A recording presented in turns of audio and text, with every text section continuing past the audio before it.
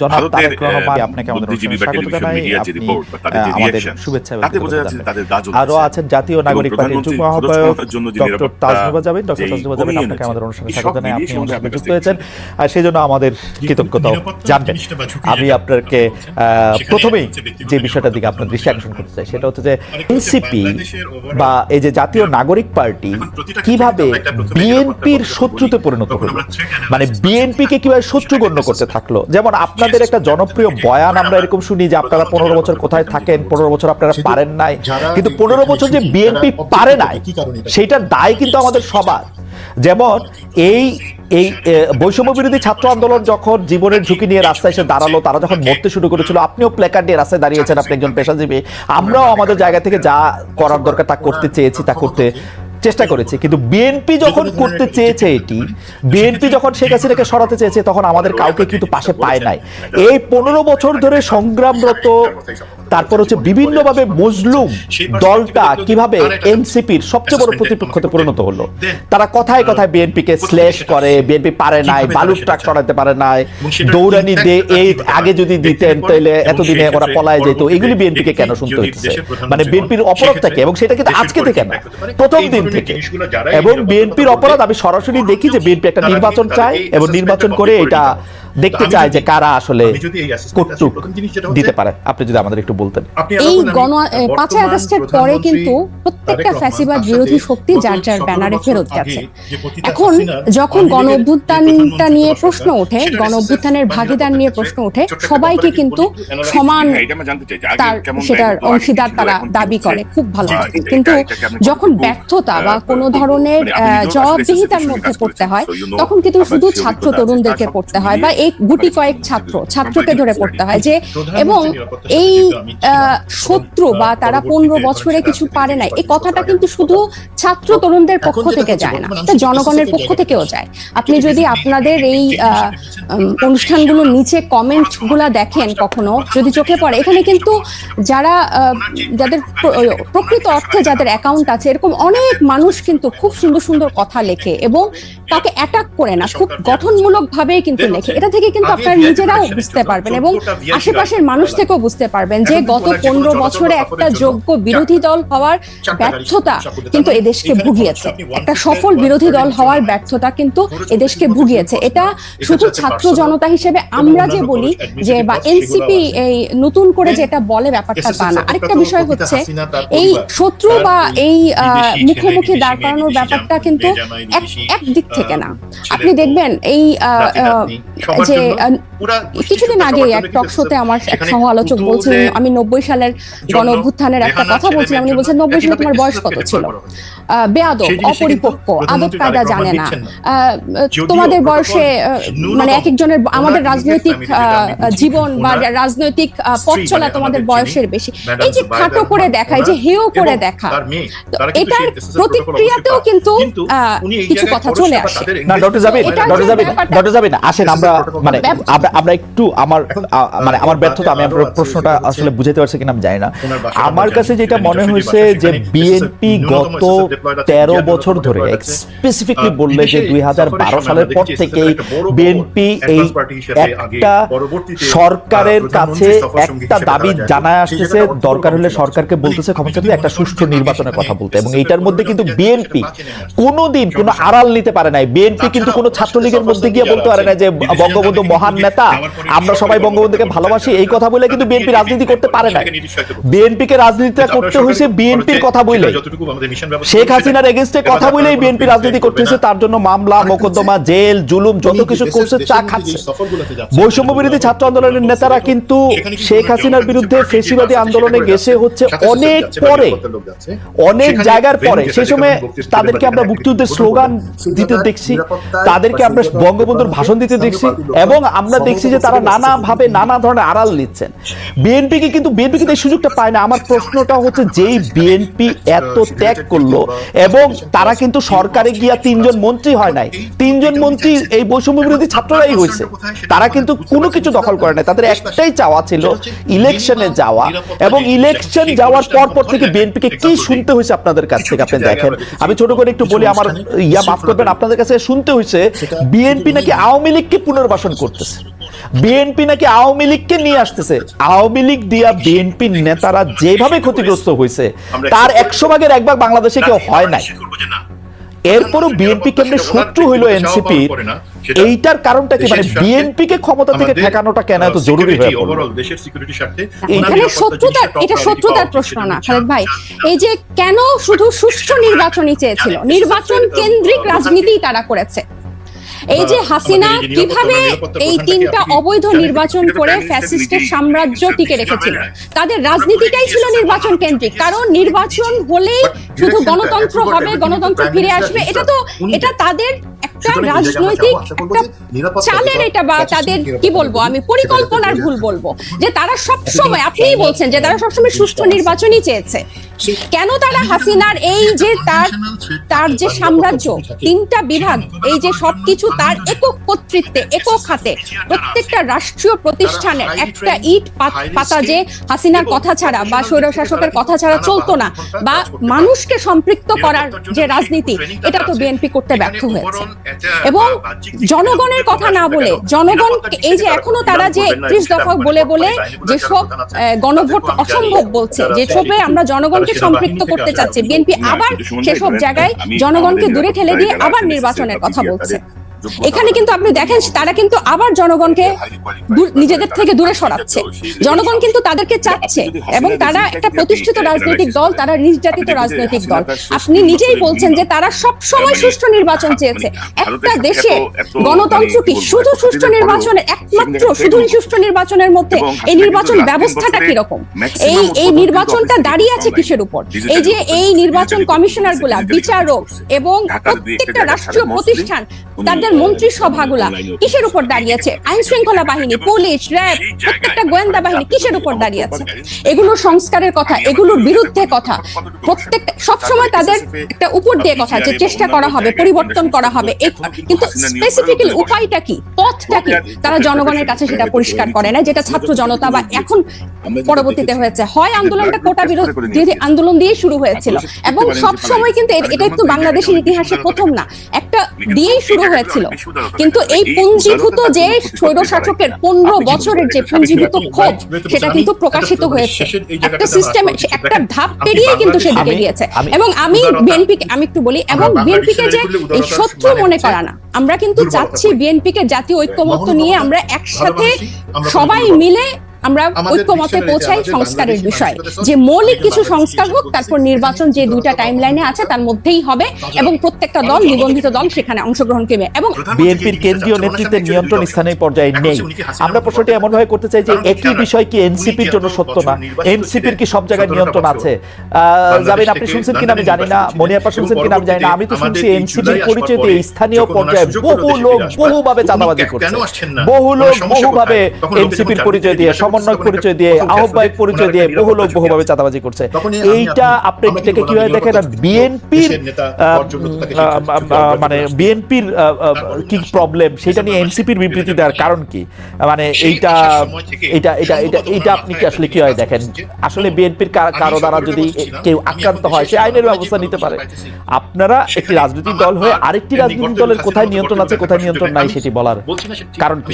দেখেন, এখন দুইটা অপশন আমি বললাম, একটা হচ্ছে কিছুদিন আগে প্রথম আলোর একটা জরিপ আমি একটু দৃষ্টি আকর্ষণ করতে চাই, যেখানে 7ই আগস্ট 2024 থেকে 31শে মার্চ 2025 পর্যন্ত একটা রিপোর্ট প্রকাশিত হয়েছিল বিএনপি এবং তার সহযোগী অঙ্গ সংগঠনের অপরাধের একটা তালিকা, যেখানে আর্থিক এবং মৌখিক সহিংসতা মানে হুমকি, চাঁদাবাজি, এটা ছিল 372টা, এবং শারীরিক সহিংসতার রেকর্ড ছিল, মানে মারামারি, সংঘর্ষ, সেটা ছিল 488টা, এবং মৃত্যু 70টা। এবং এছাড়াও আপনারা জানেন যে হাতিয়ায় আমাদের হান্নান মাসুদের উপর সংঘর্ষ হয়েছে, হামলা হয়েছে, এবং প্রত্যেকটা জায়গায় আপনি যে বললেন এনসিপির অসংখ্য প্রতিনিধি করছে, আমাদের কিন্তু এনসিপির একটা আহ্বায়ক কমিটি ছাড়া আর কোনো জায়গায়, আমাদের নাগরিক কমিটির বিভিন্ন কমিটি ছিল, কিন্তু এনসিপির কোনো জায়গায় এখনো কোনো প্রতিনিধি দেওয়া হয় নাই বা কমিটি দেওয়া হয় নাই। তো যারা অপরাধ করছেন বা যারা এই নাম ভাঙিয়ে, সমন্বয়ক নাম ভাঙিয়ে বা এখানকার আহ্বায়ক নাম ভাঙিয়ে যারা চাঁদাবাজি করছেন, তাদের কিন্তু গ্রেফতারও হচ্ছেন, এবং তাদেরকে কিন্তু আইনের আওতায় আনা হচ্ছে। আরেকটা যেটা, এবং এই যে আপনার জনাব সার্জিস আলম, আপনাদের একজন নেতা, উনি যে 155টা গাড়ি নিয়ে ওখানে গেছেন, তার আগে হান্নান মাসুদও গাড়ি নিয়ে গেছেন, সেটাতে চাঁদাবাজি করছেন, সেটা অনেকেই বলতেছেন।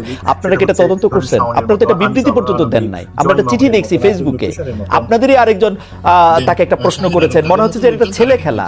একটা লোক 155টা গাড়ি নিয়ে শোডাউন করতেছে, পরে আবার ব্যাখ্যা দিচ্ছে যে এটা তার দাদার টাকা, বাবার টাকা।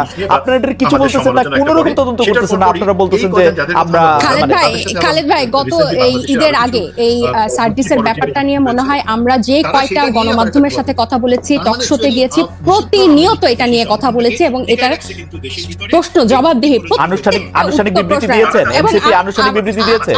আমাকে দেখি শেষ করতে দেন, আমাকে একটু শেষ করতে দেন। জি, আপনি শেষ করেন। যেখানে যে মানে আমাদের তো শুধু একজন তারেক রহমান নাই যে যিনি কথা বললো এই কথাটাই মানে বেদবাক্য হবে।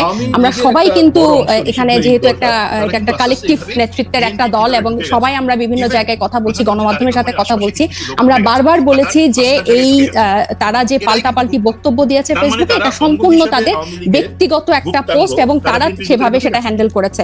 আমি আরো বলি যে আপনি আমাকে যে কথাটা শেষ করতে দিলেন না, তো এই যে বিভিন্ন জায়গায় যে তাদের এই সহিংসতা এবং তাদের যে স্থানীয় পর্যায়ে নিয়ন্ত্রণ নাই, এটা স্বয়ং তাদের দলের যে তারেক রহমান সাহেব উনি নিজেও কিছুদিন আগে, এই 2-1 দিন আগে, ঈদের আগে একটা বক্তব্যে বলেছেন যে যারা এরকম করছেন তাদেরকে উনি ডিজন করেন বা টানতে পারেন না। তো এটা প্রমাণিত যে তাদের স্থানীয় পর্যায়ে তাদের ইয়াটা নাই, কন্ট্রোলটা নাই, এবং নিজে উনি এই কথা স্বীকার করেছেন। আর আমাদের দলের সাথে যে আপনারা বিএনপির তুলনা করছেন, এটা এই কারণে আমি বলবো যে আমরা এখনো সাংগঠনিক ভাবে বিস্তার লাভ করি নাই। নতুন একটা রাজনৈতিক দলে অনেকেই কিন্তু শেল্টার নিতে চাইবে বা নাম ভাঙিয়ে এটা করতে চাইবে, কারণ এই যে এইগুলো কিন্তু এই 1 মাস আগে আমরা এসে নতুন করে তৈরি করি নাই, বরং এই পুরনো রাজনৈতিক অপসংস্কৃতির মধ্যে আমরা এসে জন্ম নিয়েছি।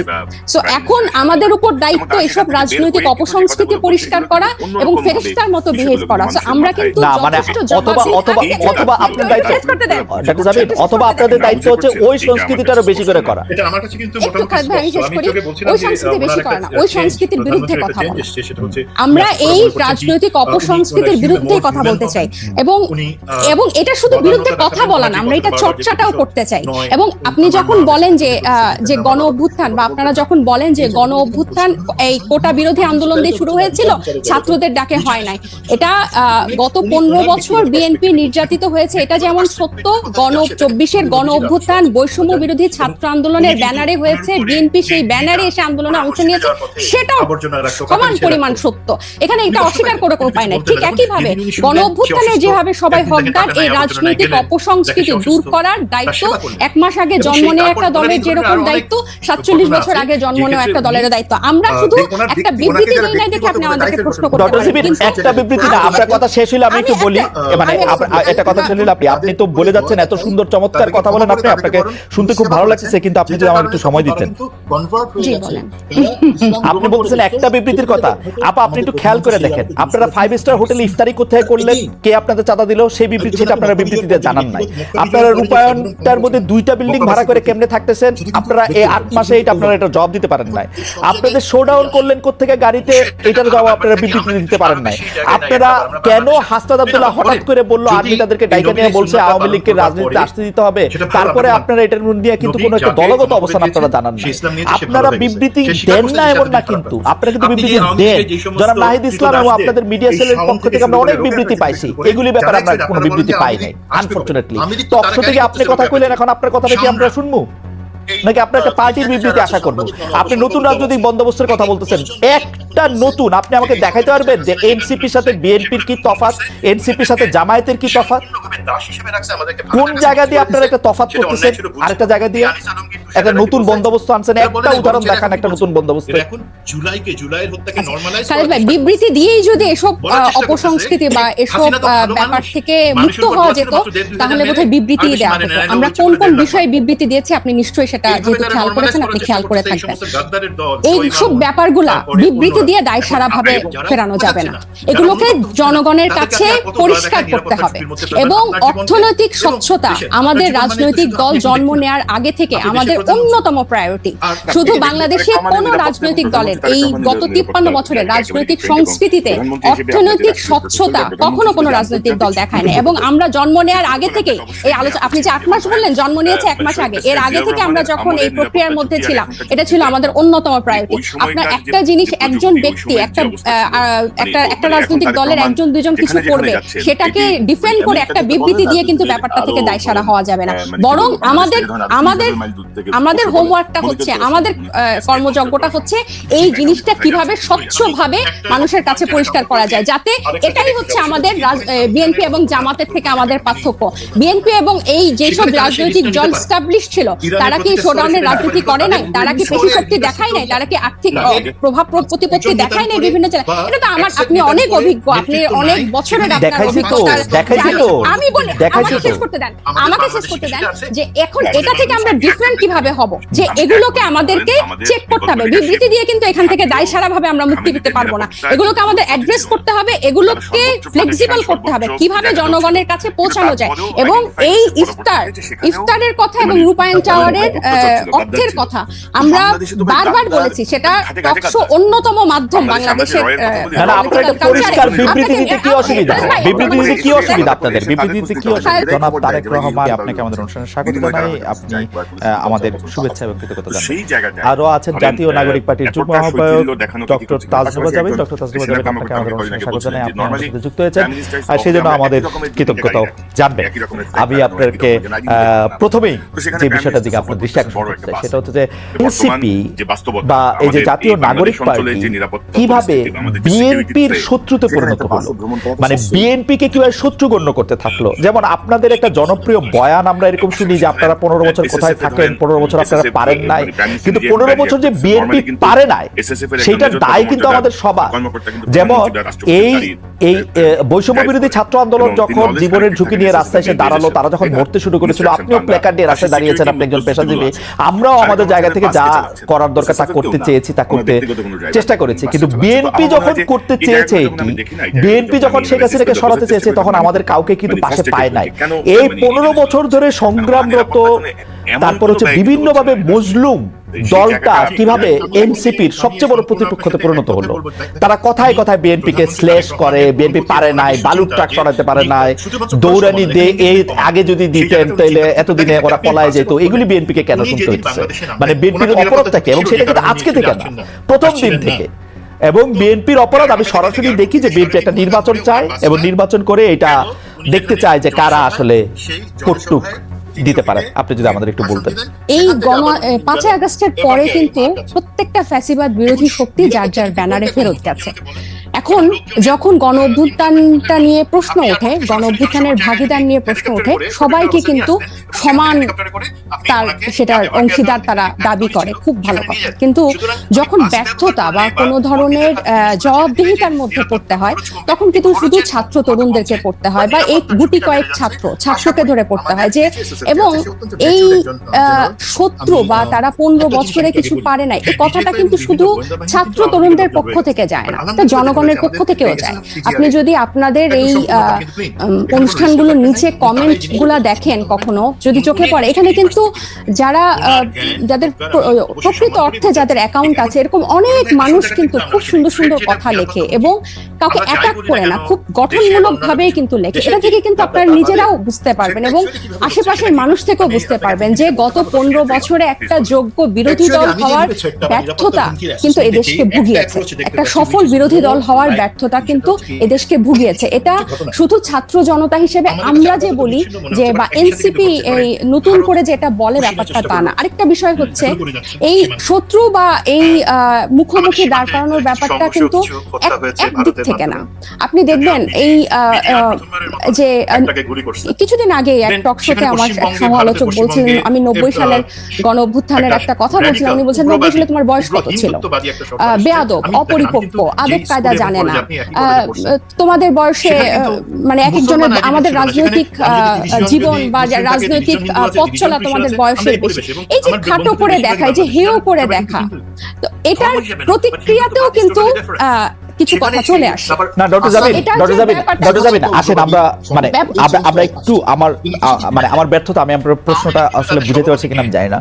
আমার কাছে যেটা মনে হয়েছে যে বিএনপি গত 13 বছর ধরে স্পেসিফিকলি বললে যে 2012 সালের পর থেকেই বিএনপি এই একটা সরকারের কাছে একটা দাবি জানায় আসতেছে, দরকার হলে সরকারকে বলতেছে ক্ষমতা থাকলে একটা সুষ্ঠু নির্বাচনের কথা বলতে, এবং এইটার মধ্যে কিন্তু বিএনপি কোনোদিন কোনো আড়াল নিতে পারে নাই। বিএনপি কিন্তু কোনো ছাত্রলীগের মধ্যে গিয়ে বলতে পারে না যে বঙ্গবন্ধু মহান নেতা, আমরা সবাই বঙ্গবন্ধুকে ভালোবাসি, এই কথা বলে কিন্তু বিএনপি রাজনীতি করতে পারে নাই। বিএনপিকে রাজনীতিটা করতে হয়েছে বিএনপির কথা বলেই, শেখ হাসিনার এগেইনস্টে কথা বলেই বিএনপি রাজনীতি করতে হয়েছে। তার জন্য মামলা মোকদ্দমা জেল জুলুম যত কিছু করছে, চা খাচ্ছে। বৈষম্য বিরোধী ছাত্র আন্দোলনের নেতারা কিন্তু শেখ হাসিনার বিরুদ্ধে ফেসিবাদী আন্দোলনে গেছে হচ্ছে অনেক পরে, অনেক জায়গার পরে। সেই সময় তাদেরকে আমরা মুক্তিযুদ্ধের স্লোগান দিতে দেখছি, তাদেরকে আমরা বঙ্গবন্ধুর ভাষণ দিতে দেখছি, এবং আমরা দেখছি যে তারা নানাভাবে নানা ধরনের আড়াল নিচ্ছেন। বিএনপি কিন্তু এই সুযোগটা পায় না। আমার প্রশ্নটা হচ্ছে, যেই বিএনপি এত ত্যাগ করলো এবং তারা কিন্তু সরকারে গিয়া 3 জন মন্ত্রী হয় নাই, 3 জন মন্ত্রী এই বৈষম্য বিরোধী ছাত্ররাই হয়েছে। তারা কিন্তু কোনো কিছু দখল করে না, তাদের একটাই চাওয়া ছিল ইলেকশনে যাওয়া, এবং ইলেকশন যাওয়ার পর থেকে বিএনপিকে কি শুনতে হয়েছে আপনাদের কাছ থেকে আপনি দেখেন। আমি ছোট করে একটু বলি, আমার মাফ করবেন, আপনাদের কাছে শুনতে হয়েছে বিএনপি নাকি আওয়ামী লীগকে পুনর্বাসন করতেছে, বিএনপি নাকি আওয়ামী লীগকে নিয়ে আসতেছে। আওয়ামী লীগ দিয়া বিএনপির নেতারা যেভাবে ক্ষতিগ্রস্ত হয়েছে তার 100 ভাগের 1 ভাগ বাংলাদেশে কেউ হয় নাই। এরপরও বিএনপি কেমনে শত্রু হইল এনসিপি, এইটার কারণটা কি? মানে বিএনপিকে ক্ষমতা থেকে ঠেকানোটা কেন এত জরুরি হয়ে পড়লো? এখানে শত্রুতার প্রশ্ন না খালেদ ভাই, এই যে কেন শুধু সুষ্ঠু নির্বাচনই চেয়েছিল, নির্বাচন কেন্দ্রিক রাজনীতি তারা করেছে। এই যে হাসিনা কিভাবে এই 3টা অবৈধ নির্বাচন করে ফ্যাসিস্টের সাম্রাজ্য টিকে রেখেছিল, তাদের রাজনীতিটাই ছিল নির্বাচন কেন্দ্রিক। কারণ নির্বাচন হলেই শুধু গণতন্ত্র হবে, গণতন্ত্র ফিরে আসবে, এটা তাদের একটা রাজনৈতিক একটা চালের, এটা বা তাদের কি বলবো আমি, পরিকল্পনার ভুল বলবো, যে তারা সবসময়, আপনিই বলছেন যে তারা সবসময় সুষ্ঠু নির্বাচনই চেয়েছে। কেন তারা হাসিনার এই যে তার যে সাম্রাজ্য, 3টা বিভাগ, এই যে সবকিছু তার একক কর্তৃত্বে, একক হাতে, প্রত্যেকটা রাষ্ট্রীয় প্রতিষ্ঠানের একটা ইট পাতা যে হাসিনার কথা ছাড়া বা স্বৈরশাসকের কথা ছাড়া চলতো না, বা মানুষকে সম্পৃক্ত করার যে রাজনীতি, এটা তো বিএনপি করতে ব্যর্থ হয়েছে। এবং জনগণের কথা না বলে, জনগণ এই যে এখনো তারা যে 31 দফা বলে যেসব গণভোট অসম্ভব বলছে, যেসবে আমরা জনগণকে সম্পৃক্ত করতে চাচ্ছি, বিএনপি আবার সেসব জায়গায় জনগণকে দূরে ঠেলে দিয়ে আবার নির্বাচনের কথা বলছে। এখানে কিন্তু আপনি দেখেন তারা কিন্তু আবার জনগণকে নিজেদের থেকে দূরে সরাচ্ছে। জনগণ কিন্তু তাদেরকে চাচ্ছে, এবং তারা একটা প্রতিষ্ঠিত রাজনৈতিক দল, তারা নির্যাতিত রাজনৈতিক দল। আপনি নিজেই বলছেন যে তারা সবসময় সুষ্ঠু নির্বাচন চেয়েছে। একটা দেশে গণতন্ত্র কি শুধু সুষ্ঠু নির্বাচনের একমাত্র, শুধু সুষ্ঠু নির্বাচনের মধ্যে এই নির্বাচন ব্যবস্থাটা কিরকম, এই নির্বাচনটা দাঁড়িয়ে আছে কিসের উপর? এই যে এই নির্বাচন কমিশনার গুলা, বিচারক এবং প্রত্যেকটা রাষ্ট্রীয় প্রতিষ্ঠান, তাদের মন্ত্রিসভাগুলা কিসের উপর দাঁড়িয়েছে? আইন শৃঙ্খলা বাহিনী, পুলিশ, র্যাব, প্রত্যেকটা গোয়েন্দা বাহিনী কিসের উপর দাঁড়িয়েছে?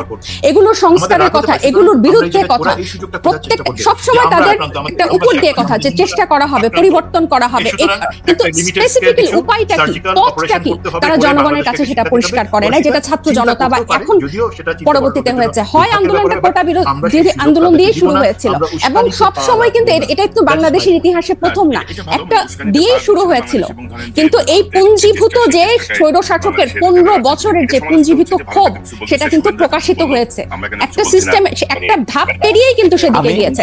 এবং আমি বিএনপিকে, আমি একটু বলি, এবং বিএনপিকে যে এই শত্রু মনে করা না, আমরা কিন্তু চাচ্ছি বিএনপিকে জাতীয় ঐক্যমত্য নিয়ে আমরা একসাথে সবাই মিলে আমরা ঐক্যমতে পৌঁছাই সংস্কারের বিষয়ে, যে মৌলিক কিছু সংস্কার হোক, তারপর নির্বাচন যে 2টা টাইমলাইনে আছে তার মধ্যেই হবে, এবং প্রত্যেকটা দল, নিবন্ধিত দল সেখানে অংশগ্রহণ করবে। এবং বিএনপির কেন্দ্রীয় নেতৃত্বের নিয়ন্ত্রণ স্থানীয় পর্যায়ে নেই।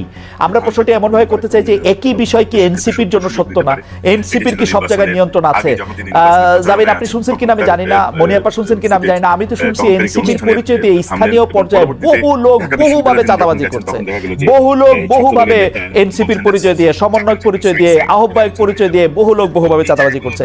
এইটা আপনি এটাকে কিভাবে দেখেন? আর বিএনপির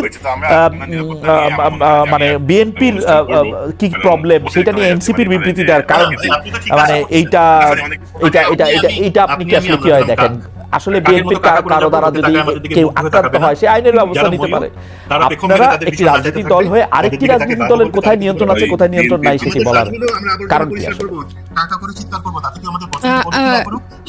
কিছুদিন আগে প্রথম আলোর একটা জরিপ আমি একটু দৃষ্টি আকর্ষণ করতে চাই, যেখানে 7ই আগস্ট 2024 থেকে 31শে মার্চ 2025 পর্যন্ত একটা রিপোর্ট প্রকাশিত হয়েছিল বিএনপি এবং তার সহযোগী অঙ্গ সংগঠনের অপরাধের একটা তালিকা, যেখানে আর্থিক এবং মৌখিক সহিংসতা মানে হুমকি, চাঁদাবাজি এটা ছিল 372টা, এবং শারীরিক সহিংসতার রেকর্ড ছিল মানে মারামারি, সংঘর্ষ সেটা ছিল 488টা, এবং মৃত্যু 70টা। এবং এছাড়াও আপনারা জানেন যে হাতিয়ায় আমাদের হান্নান মাসুদের উপর সংঘর্ষ হয়েছে, হামলা হয়েছে। এবং প্রত্যেকটা জায়গায় আপনি যে বললেন এনসিপির অসংখ্য প্রতিনিধি করছে, আমাদের কিন্তু এনসিপির একটা আহ্বায়ক কমিটি ছাড়া আর কোনো জায়গায়, আমাদের নাগরিক কমিটির বিভিন্ন কমিটি ছিল, কিন্তু এনসিপির কোনো জায়গায় এখনো কোনো প্রতিনিধি দেওয়া হয় নাই বা কমিটি দেওয়া হয় নাই। তো যারা অপরাধ করছেন বা যারা এই নাম ভাঙিয়ে, সমন্বয়ক নাম ভাঙিয়ে বা এখানকার আহ্বায়ক নাম ভাঙিয়ে যারা চাঁদাবাজি করছেন তাদের কিন্তু গ্রেফতারও হচ্ছেন এবং তাদেরকে কিন্তু আইনের আওতায় আনা হচ্ছে। আরেকটা যেটা, এবং এই যে আপনার জনাব সার্জিস আলম আপনাদের একজন নেতা, উনি যে 155টা গাড়ি নিয়ে ওখানে গেছেন, তার আগে হান্নান মাসুদও গাড়ি নিয়ে গেছেন, সেটাতে চাঁদাবাজি করছেন, সেটা অনেকেই বলতেছেন। আপনারা কি এটা তদন্ত করছেন? আপনারা কি এটা বিবৃতি পর্যন্ত দেন নাই? আমরা একটা চিঠি দেখছি ফেসবুকে, আপনাদেরই আরেকজন তাকে একটা প্রশ্ন করেছেন, মনে হচ্ছে যে এটা ছেলে খেলা। একটা লোক 155টা গাড়ি নিয়ে শোডাউন করতেছে, পরে আবার ব্যাখ্যা দিচ্ছে যে এটা তার দাদার টাকা, বাবার টাকা। আপনারা এটা কিছু বলতেছেন না, কোন রকম তদন্ত করতেছেন না, আপনারা বলতেছেন যে আমরা। খালেদ ভাই গত এই ঈদের আগে এই সার্ভিসের ব্যাপারটা নিয়ে মনে হয় আমরা যে কয়টা গণমাধ্যমের সাথে কথা বলেছি, টকশোতে গিয়েছি, প্রতিনিয়ত এটা নিয়ে কথা বলেছি এবং এটার প্রশ্ন জবাবদিহি আনুষ্ঠানিক বিবৃতি দিয়েছেন, এনসিপি আনুষ্ঠানিক বিবৃতি দিয়েছে। আমাকে শেষ করতে দেন, আমাকে একটু শেষ করতে দেন। যেখানে যে মানে আমাদের তো শুধু একজন তারেক রহমান নাই যে যিনি কথা বললে ওই কথাটাই মানে বেদবাক্য হবে। আমরা সবাই কিন্তু এখানে যেহেতু একটা কালেকটিভ নেতৃত্বের একটা দল এবং সবাই আমরা বিভিন্ন জায়গায় কথা বলছি, গণমাধ্যমের সাথে কথা বলছি, আমরা বারবার বলেছি যে এই তারা যে পাল্টাপাল্টি বক্তব্য দিয়েছে ফেসবুকে, এটা সম্পূর্ণ তাদের ব্যক্তিগত একটা পোস্ট এবং তারা সেভাবে সেটা হ্যান্ডেল করেছে।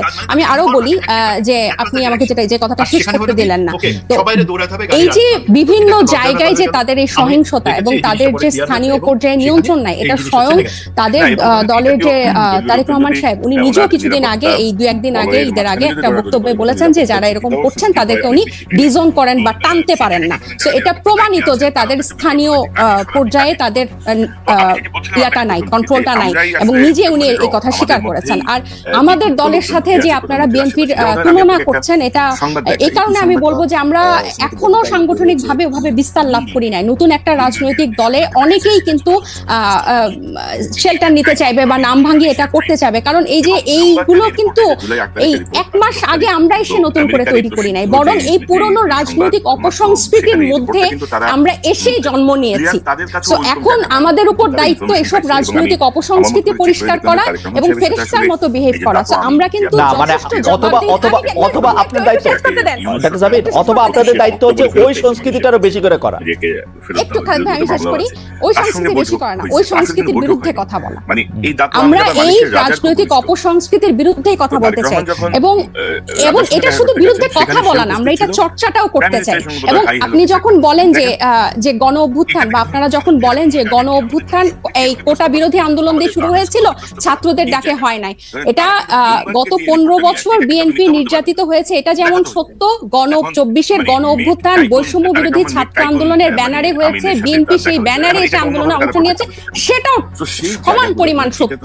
এখানে এটা অস্বীকার করে কোনো উপায় নাই। ঠিক একইভাবে গণ অভ্যুত্থানের যেভাবে সবাই হকদার, এই রাজনৈতিক অপসংস্কৃতি দূর করার দায়িত্ব 1 মাস আগে জন্ম নেওয়া একটা দলের যেরকম দায়িত্ব, 47 বছর আগে জন্ম নেওয়া একটা দলের দায়িত্ব। আমরা শুধু একটা বিবৃতি দেই নাই দেখে আপনি আমাদেরকে প্রশ্ন করতে ডক্টর পারেন। জিবিন, একটা বিবৃতি না, আপনার কথা শেষ হলে আমি একটু বলি, মানে একটা কথা শুনলেন আপনি তো বলে যাচ্ছেন, এত সুন্দর চমৎকার কথা বলেন আপনি, আপনাকে শুনতে খুব ভালো লাগছে, কিন্তু আপনি যদি আমাকে একটু সময় দিতেন। বিশেষত আমাদের যে জিনিসটা আমার ভালো লাগে, আপনি বলছেন একটা বিবৃতির কথা, আপা আপনি একটু খেয়াল করে দেখেন, আপনারা 5 স্টার হোটেলে ইফতারি কোথায় করলেন, কে আপনাদের চাঁদা দিল, সেই বিবৃতি সেটা আপনারা বিবৃতিতে জানান নাই। আপনারা রূপায়ণটার মধ্যে 2টা বিল্ডিং ভাড়া করে কেমনে থাকতেছেন, আপনারা এই 8 মাসে আপনারা এটা জবাব দিতে পারেন নাই। আপনাদের শোডাউন করলেন কোত্থেকে গাড়িতে, এটার জবাব আপনারা বিবৃতিতে দিতে পারেন নাই। আপনারা কেন হাসনাত আব্দুল্লাহ হঠাৎ করে বললো আর্মি তাদেরকে ডাইকা নিয়ে বলছে আওয়ামী লীগকে রাজনীতিতে আসতে দিতে হবে, তারপরে আপনারা এটার নিয়ে কিন্তু কোনো একটা দলগত অবস্থান আপনারা জানান না। আপনারা বিবৃতি দেন না এমন না